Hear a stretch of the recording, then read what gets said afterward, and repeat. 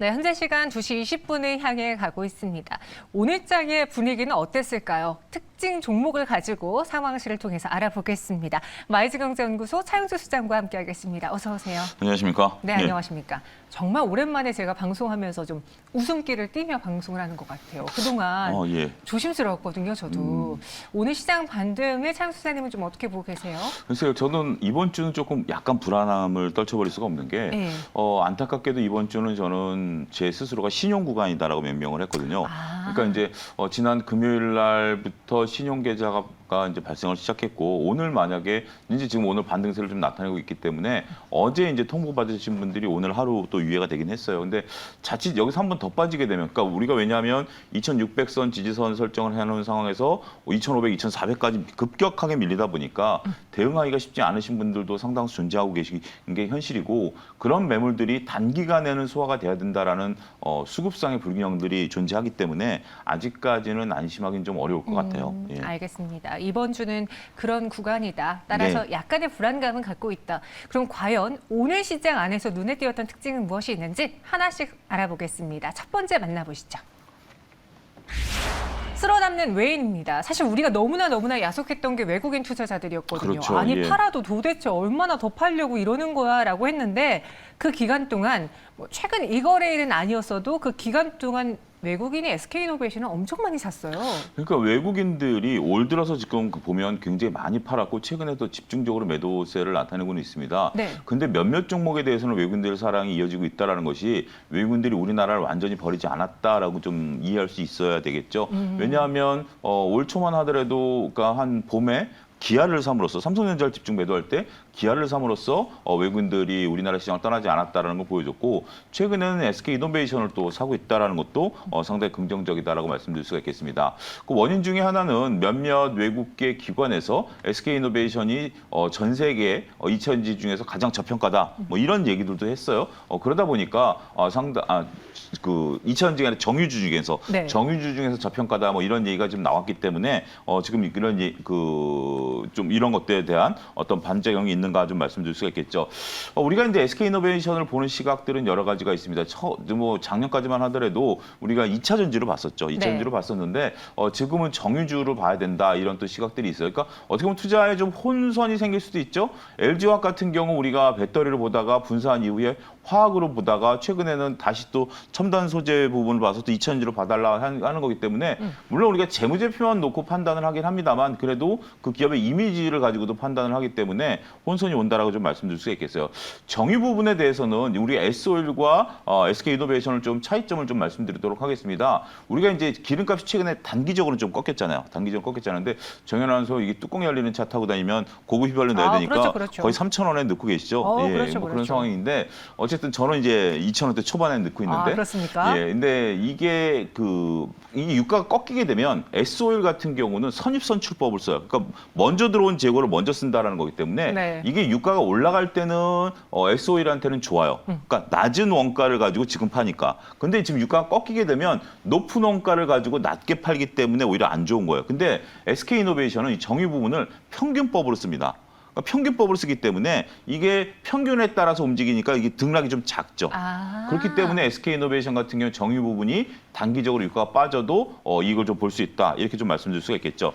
또 한 가지 지금 SK이노베이션에 약간의 트리거가 있습니다. 뭐냐면 2차 전지 부분이 아직까지 적자인데 올 하반기에 흑자가 날 것이다라고 증권가는 바라봤는데 이게 좀 수년되지 않을까? 자칫 잘못하면 흑자 전환이 내년으로 연기되지 않을까? 이런 또 얘기들도 있어요. 그거는 SK이노베이션이 갖고 있는 그러니까 정유 부분에서는 호재, 2차 전지 부분에서는 악재, 이걸 같이 갖고 있다. 이 점도 좀 평가를 해드려야 될 것 같습니다. 네, SK이노베이션의 가치에 대해서 그리고 최근에 실적으로 주가가 따라가지 못해도 너무 못 따라간다라는 이야기까지 더해지면서 외국인의 매수가 그래서인가라는 생각이 드는데 오늘장이요 물론 좀 시장에서 그 폭은 크지 않지만 LG에너솔루션이 상대적으로 하락할 때 삼성 SDI와 SK이노베이션 올랐어요.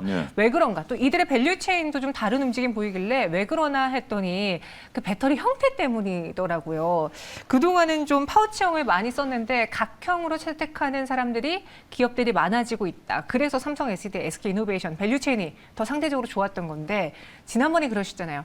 각각의 승자는 없다. 그렇습니다. 다 장점은 있다. 이게 다 장점은 있어요. 그리고 지금 여러분들이 이게 쉽지가 않은 게 뭐냐면 지금 그 우리나라 차의 그 아이오닉 시리즈를 보면 지금 이제 파우창이 들어가고 있는데 파우창이 들어가고 있는 게 맞죠?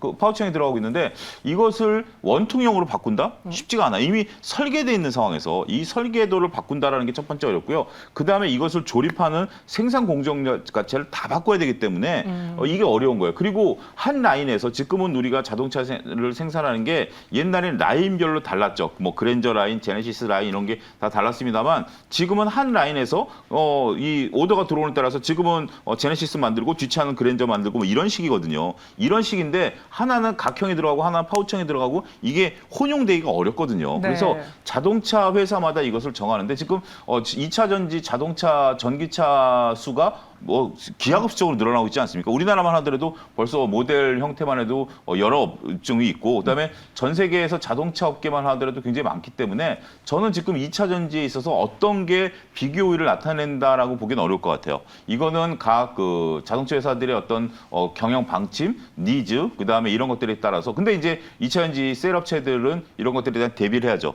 하나만 주력해서는 안 됩니다. 그렇죠. 그리고 여러 가지들이 이제 당분간 계속해서 혼용돼서 사용할 거기 때문에 결국 이런 것들이 앞으로 계속해서 살아남는 기업이 있고 도태되는 기업들이 있고 근데 지금 2차 전지 업종 같은 경우는 이런 것들이 막 개화되는 시점이기 때문에 할 수 있는 한 다 하는 게 좋죠.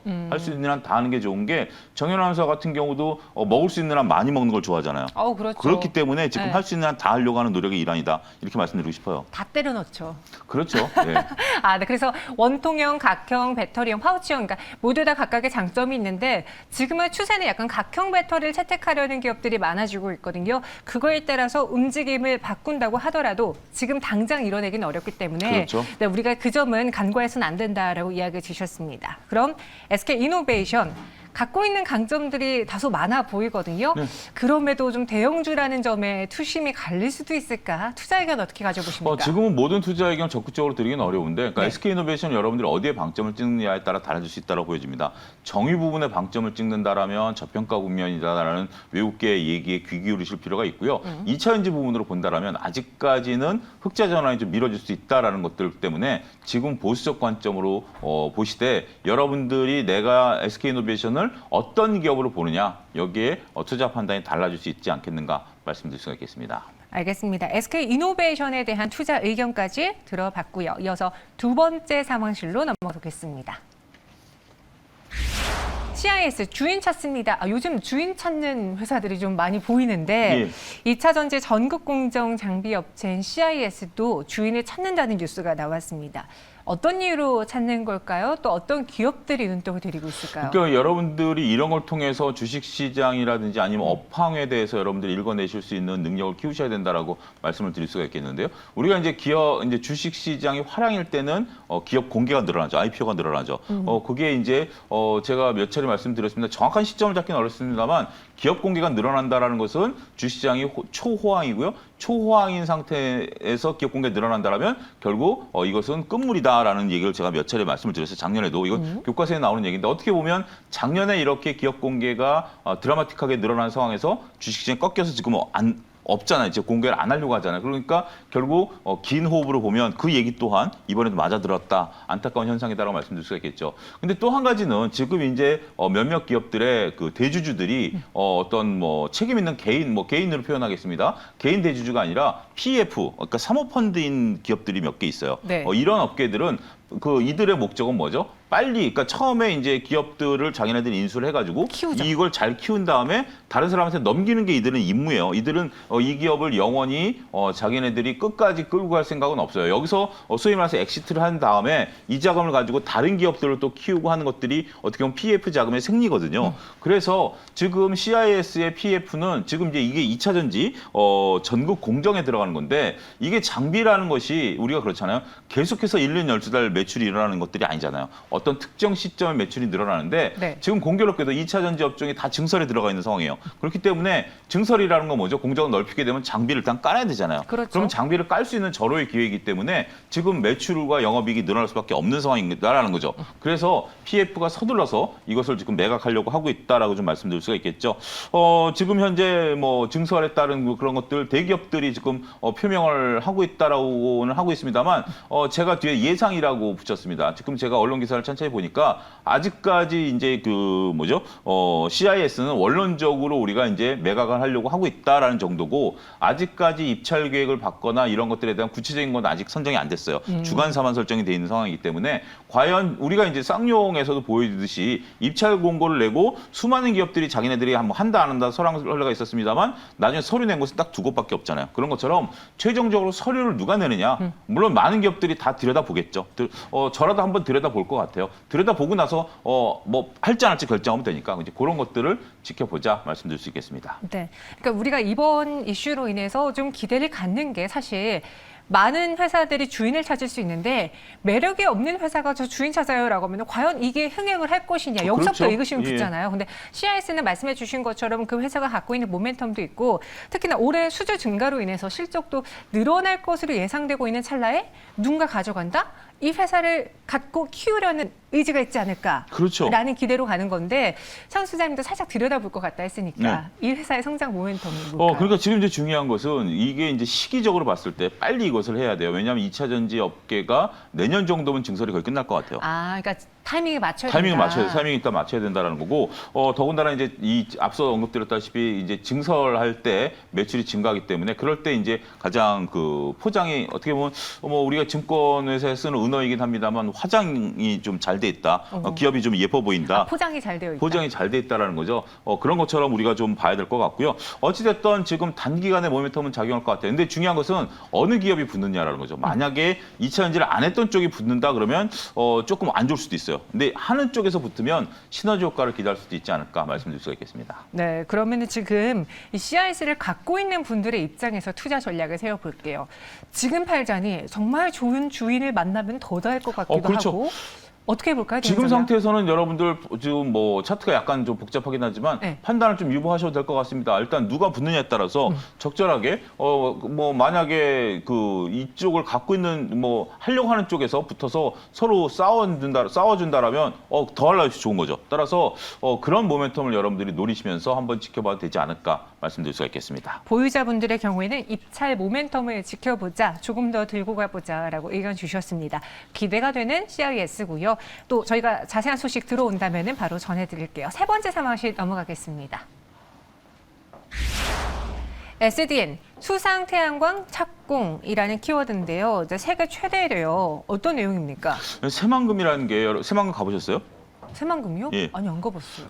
거기 회 드시러 안 가셨어요? 안 가봤어요. 예. 새만금을 가보니까 새만금이 담소잖아요. 담소인데 거기가 이제 담소라는 게 어떻게 보면 뭐 어족 자원이라든지 이런 것들을 역할을 못 하다 보니까 거기다 이제 태양광 발전소를 이제 그 새만금에다 짓겠다라는 거죠. 그게 이제 어떻게 보면 좀 놀고 있는 바다라고 하여튼 놀고 있는 땅이라고 표현을 드릴게요. 네. 거기에 이제 짓겠다라는 건데, 지금 이제 대우랑, 한화 두 군데의 어떤 컨소시엄이 구성이 돼 있었고, 이게 이제 법적인 문제 뭐 이런 것들 다퉈가지고, 최종적으로 이제 한화 쪽으로 결정이 나서, 시행이 된다라고 좀 얘기를 하고 있는 상황입니다. 근데 이게 지금 뭐 어마어마하게, 지금 이제 이쪽은 바다랑 좀 다른 게, 파도가 그렇게 높지가 않기 때문에, 이게 좀, 만들기 좋다라는 거죠. 인공호수이니까 네. 그런 부분에 있어서 하고 그렇게 된다라면 이제 생산 설비라든지 우리 가장 중요한 게 뭐냐면 여기다 판넬을 까는 것도 중요하죠. 판넬을 깔지만 판넬에서 우리가 전기를 쭉 끌어 모아서 한쪽으로 해서 이제 공급하는 이 라인들을 형성하는 게 굉장히 중요하거든요. 그렇기 때문에 이러한 부분들에 대한 어떤 모멘텀 이런 것들이 나타나지 않을까라고 좀 말씀을 좀 드릴 수가 있겠습니다. 네, 1단계 사업은 9월에 착공이 들어갈 전망인데 최근에 뭐 에너지 대란으로 인해서 가장 1차적으로 올랐던 건 원전주였어요. 그들은 또 정책 영향까지 받았었잖아요. 그다음에 얘네만 가나 했더니 풍력이 갔고요. 네. 마지막으로 태양광들이 갔어요. 네. 물론 뭐 석탄들도 있었지만 예. 마지막 타자인 태양광주들의 경우에는 오히려 이런 에너지 대란, 고유가, 인플레이션 시기에 더 부각을 받을 수 있다는 이야기도 있는데 공감하십니까? 그런데 태양광이 갖고 있는 한계가 우리가 이제 태양광 패널들을 이제 설치하면 태양광이 잘 될 거다라고 하지만 우리도 지금 오늘은 해가 쨍쨍하지만 요 며칠 흐렸잖아요. 네. 그러면 효율이 굉장히 많이 떨어지거든요. 그런 부분들 감안하게 된다면 이 효율 더군다나 우리는 또 겨울에 또 어렵잖아요. 그런 것들 때문에 효율이 굉장히 태양광 문제다라고 좀 말씀드릴 수가 있겠고 중요한 건 유가일 것 같아요. 유가가 만약에 7, 80달러로 떨어지게 된다면 태양광에서 얻는 어떤 그런 수익원 수익성. 이런 것들은 수익성은 좀 떨어진다라고 좀 말씀드릴 수가 있겠죠.